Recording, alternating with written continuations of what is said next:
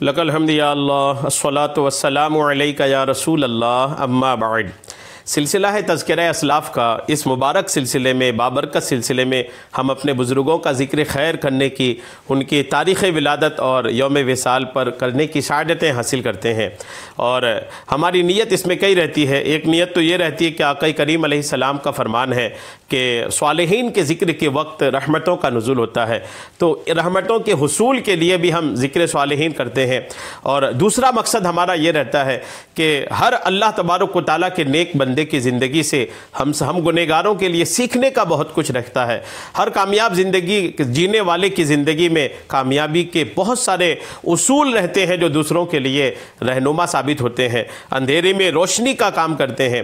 ہم ان اصول کو، ان کامیابی کے راز کو، ان کی زندگی کے طریقہ کار کو، ان کے جینے کے انداز کو بھی سیکھنے سمجھنے کی سعادتیں حاصل کرتے ہیں، تاکہ ان کامیاب زندگی جینے والوں کے قدم بقدم چل کر کے، ان کے پیچھے پیچھے چل کر کے، ان کے نشان قدم کو اپنی زندگی کے لیے منزل بنا کر کے ہم بھی کچھ نہ کچھ کامیابی حاصل کر سکیں۔ اسی ارادے کے ساتھ ہم ان کا ذکر خیر کرتے ہیں، خود بھی پڑھتے ہیں، آپ تک بھی پہنچانے کی سعادتیں حاصل کرتے ہیں کہ آپ بھی اپنے بزرگوں کو یاد رکھیں۔ جو قوم اپنی بزرگوں کو یاد رکھتی ہے، جو قوم اپنے اسلاف کو یاد رکھتی ہے، وہ قوم کبھی بھی مردہ نہیں کہلاتی، وہ قوم ہمیشہ الحمدللہ بیدار اور ایک ایسی قوم کہلاتی ہے جو بیدار رہتی ہے اور ہمیشہ چاق و چوبند رہتی ہے۔ جو قوم اپنی اسلاف کو بھلا دیتی ہے، دھیرے دھیرے اس قوم کی تاریخ، اس قوم کی ہستیاں، اس قوم کے سارے جو نقوش ہیں وہ مٹتے چلے جاتے ہیں۔ آئیے اپنے اسلاف میں سے آج جن کا ذکر خیر ہم کرنے جا رہے ہیں وہ نبیرہ اعلیٰ حضرت ابن مفسر اعظم حضرت علامہ مولانا محمد ریحان رضا خان ریحان ملت رحمانی میاں علیہ رحمہ ہیں۔ آج آپ کا ذکر خیر ہم اس مناسبت سے کرنے جا رہے ہیں کہ 18 رمضان المبارک حضرت کے عرس کی تاریخ ہے، حضرت کے وصال کی تاریخ ہے۔ آج آپ کے وصال کی تاریخ میں آپ کی بارگاہ میں خراج عقیدت پیش کرنے کے لیے، نذرانہ عقیدت پیش کرنے کے لیے، غلامی کا ثبوت دینے کے لیے یہ بیان ہم پہنچا رہے ہیں آپ تک۔ آپ بھی سنیں، ہم ذکر خیر کر رہے ہیں۔ اللہ کرم فرمائے کہ آپ کے ذکر خیر کے صدقے قیامت کے دن اگر آپ کے ایک نظر شفقت مل گئی، اعلیٰ حضرت کے خانوادے کی اس عظیم شخصیت کی ایک نظر کرم اگر مل گئی تو انشاءاللہ اللہ کرم فرمائے آخرت سنورتی نظر آئے گی۔ ریحان ملت علامہ ریحان رضا خان رحمانی میاں علیہ رحمہ کی ولادت کے تعلق سے لکھا ہے کہ حضرت مولانا محمد ریحان رضا قادری بن مفسر اعظم ہند، حضرت مولانا محمد ابراہیم رضا خان بن حجت الاسلام، حضرت مولانا محمد حامد رضا خان ابن اعلیٰ حضرت امام احمد رضا خان قادری فاضل بریلوی 18 ذی الحجہ 1325 ہجری 1934 عیسوی کو محلہ خواجہ قطب بریلی شریف میں پیدا ہوئے۔ حضرت ریحان ملت مولانا محمد ریحان رضا خان علیہ رحمہ کی ولادت سے پورے خاندان میں خوشی کی لہر دوڑ گئی۔ کیوں؟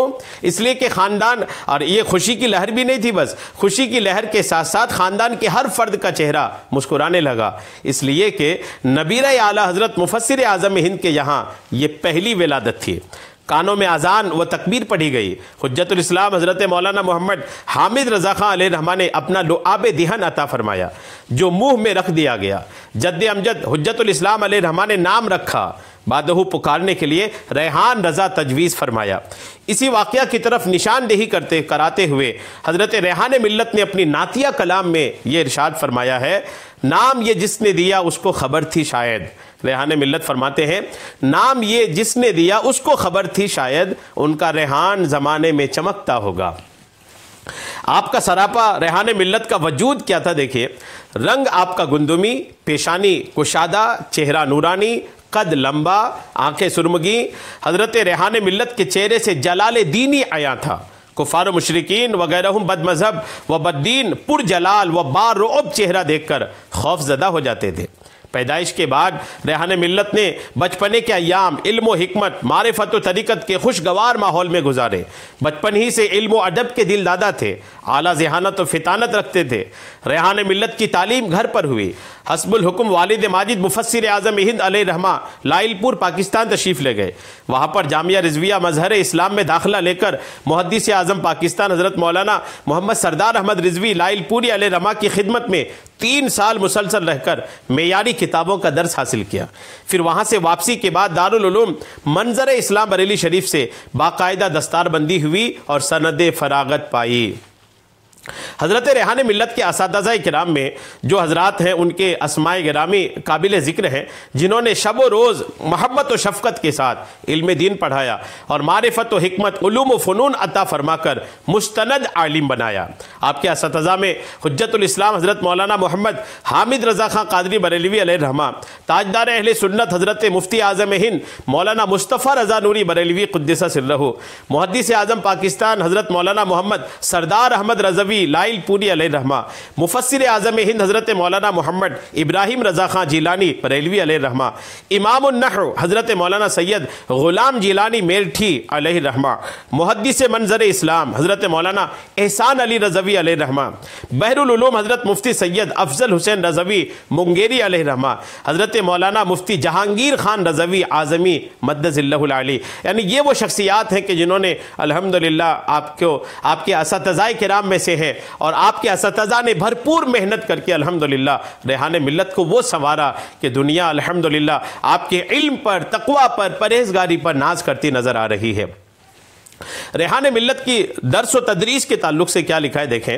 حضرت ریحان ملت سند فراغت حاصل کرنے کے بعد منظر اسلام بریلی شریف میں بحیثیت مدرس 12 سال تک تدریسی خدمات انجام دیتے رہے اور زبان فیض ترجمان سے گوہر فشانی کرتے رہے۔ اس دوران ریحان ملت نے درس نظامی کی مختلف کتابیں پڑھائی، ادب سے زیادہ دلچسپی تھی۔ یہ بات بھی واضح رہے کہ دارالعلوم منظر اسلام کی نظامت کا بار جب ریحان ملت کے کاندھے پر آیا اور جب ان فرائض کی انجام دہی اور سماجی سیاسی امور میں منہمک ہونے کی وجہ سے کافی عرصہ تک درس و تدریس سے علیحدہ رہے، ایک طویل مدت کے بعد مدرسین کی کمی کی وجہ سے دوبارہ 1382 ہجری سے لے کر 1385 تک دارالعلوم منظر اسلام میں شیخ الحدیث کے عہدے پر فائز رہے۔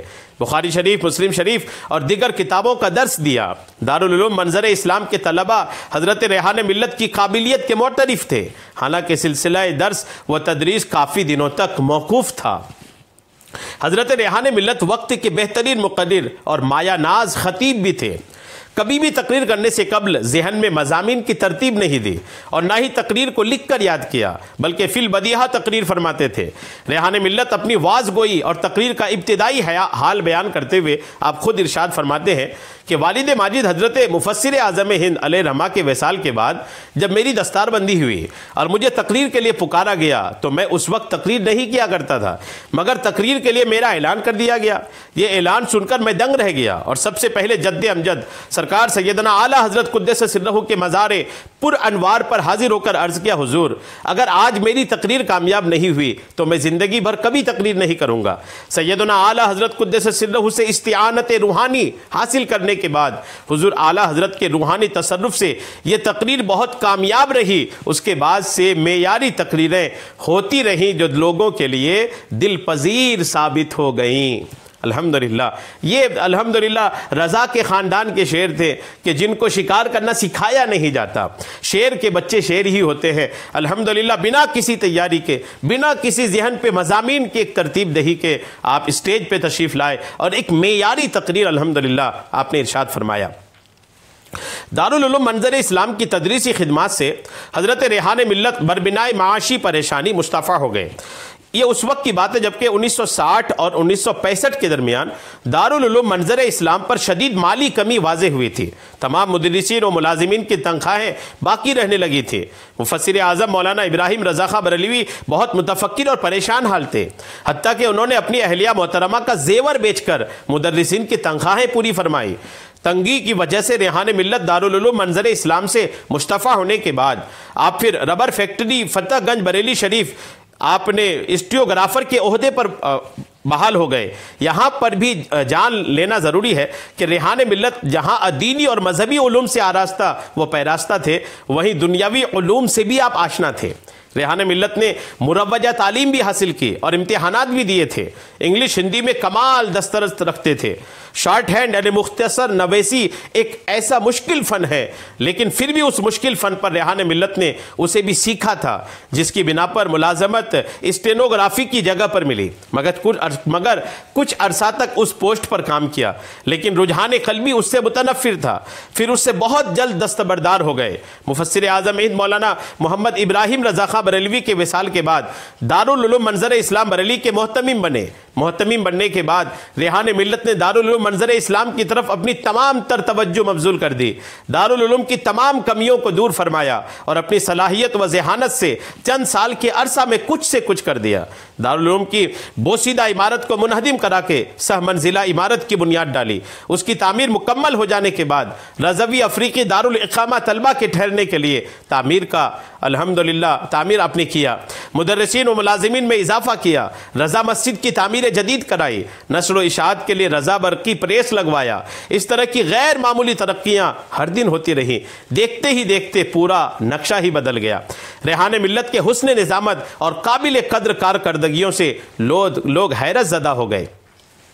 1974 میں عوام و خواص بالخصوص علماء کرام کے انبوہ کثیر نے حضرت ریحان ملت کی ذہانت، فطانت، بالغ نظری اور دور اندیشی دیکھ کر بالجبر ریحان ملت کو میدان سیاست میں آزاد امیدوار کی حیثیت سے کھڑا کیا، کیونکہ اس وقت پارلیمنٹ اور اسمبلی میں کوئی حق بات کہنے والا نہیں تھا، کوئی نمائندہ ایسا نہیں تھا جو مسلمانوں کی صحیح قیادت کر سکے۔ انہی حالات کے پیش نظر لوگوں کے اصرار پر راضی ہوئے، میدان سیاست میں رہ کر کارہائے نمایاں انجام دیے جو اپنی مثال آپ ہیں۔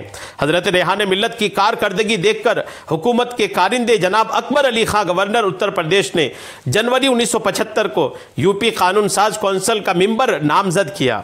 ریحان ملت کی نمایاں کارکردگی دیکھ کر دوبارہ 1981 میں MLC نیز یو پی کانگریس آئی کا آپ کو نائب صدر کا آپ کو عہدہ بھی عطا کیا گیا۔